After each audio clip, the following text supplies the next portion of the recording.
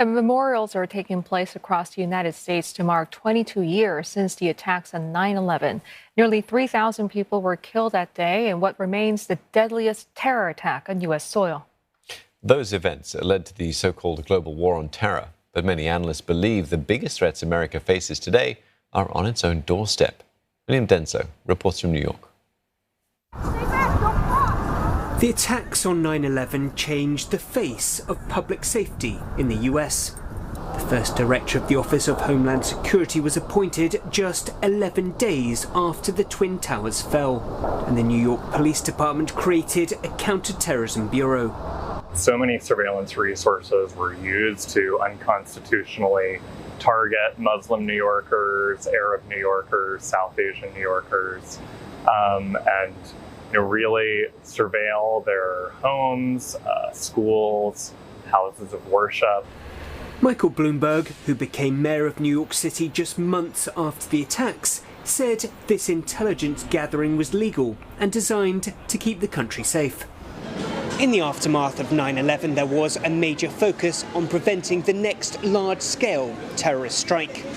In 2003, there were concerns that Al-Qaeda was plotting a chemical strike on the New York subway system. The deadliest terrorist attacks in New York since 9/11 was back in 2017, when a man drove a truck down a bike path, killing 8 people. Concrete barriers have since been erected around parts of the city to help prevent such attacks occurring again. It's really hard to measure the precise effects of all of those kinds of preemptive or preventive measures, but it's certainly become more difficult to mount and execute or to plan and execute an attack in the West. And analysts say that in the years since 9/11, the threat perception has gradually changed. While terrorism planned by external actors remains a concern, domestic terrorism is increasingly in the spotlight. The US Department of Homeland Security warns that in the US, lone individuals and small groups motivated by a broad spectrum of views or grievances now pose a persistent and lethal threat. Experts say anti-government extremists and white supremacists are predominant perpetrators. It's been a bit of a fertile time, a bit of a propitious moment for right-wing extremist movements to be a bit more public, to be a bit more assertive in terms of sort of articulating their grievances or trying to win adherents, or indeed sort of taking specific action. More than 1,100 arrests have been made in the wake of the January 6th assault on the US Capitol 2 years ago. Some fear punitive action may embolden certain far-right groups.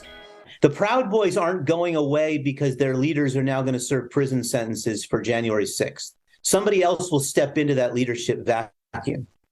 And what you will do is you will use these sentences as a way to demonstrate even further that the government is against us. The government is trying to prevent us from taking back this country. Hate and anger in the country are nothing new, but some analysts fear such sentiments are being increasingly channeled into violence. The number of FBI investigations into domestic terrorism and extremism more than doubled since 2020. Officials are pivoting to address the threat.